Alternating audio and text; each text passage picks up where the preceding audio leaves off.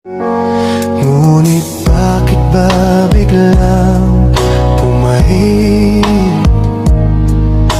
Pangarap na dati kay Ricky,